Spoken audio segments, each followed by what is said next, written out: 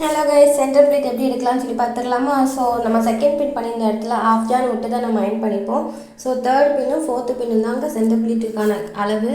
So third பின்னு நம்மளை பார்த்த மாதிரி வச்சு சின்னதாக எவ்வளோ உங்களுக்கு மீடியமாக எடுக்க முடியுமோ அந்த அளவுக்கு நீங்கள் மீடியமாக ஃப்ளீட் எடுத்து ஒன்று போல் எடுத்துட்டு ஃபோர்த்து பின்னு ஆப்போசிட் சைடில் இருக்கிற மாதிரி பார்த்துக்கோங்க. தேர்டு பின்னு பார்த்த மாதிரி இருக்கணும், ஃபோர்த்து பின்னு ஆப்போசிட் சைடில் இருக்கிற மாதிரி பார்த்துக்கோங்க. இதை நம்ம ஒன்று போல் அடுக்கி ஸோ அந்த இடத்துல நம்ம ஒரு பின் போட்டுக்கிறோம். அதை அப்படியே கொண்டு போய் நீங்கள் டேபிளில் போட்டுட்டு ஸோ அந்த இடத்துல இருந்து பின் பண்ண இடத்துலேருந்து ஹாஃப் ஜான் அளவுக்கு அளவு மெஷர்மெண்ட் பண்ணி ஒரு 1/4 இன்ச் கேப் விட்டு நீங்கள் தேர்டு பின்னை நீங்கள் வந்து இப்போ ஒரு பின்னு செக்யூர் பண்ணிக்கலாம்.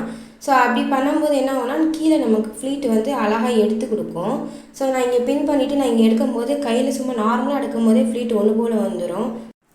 அவ்வளோதான், நம்ம சென்டர் ப்ளீட் எப்படி எடுக்கிறதுன்றதை பார்த்தாச்சு. ஸோ இப்போ வந்து நம்ம பின் வந்து இங்கே கீழே ஒரு பின் செக்யூர் பண்ணிட்டு சென்டரில் ஒரு பின் செக்யூர் பண்ணால் நம்ம ஃபஸ்ட் டைம் பண்ணும்போது நமக்கு உலையாமல் கிடைக்கும். நெக்ஸ்ட் வீடியோவில்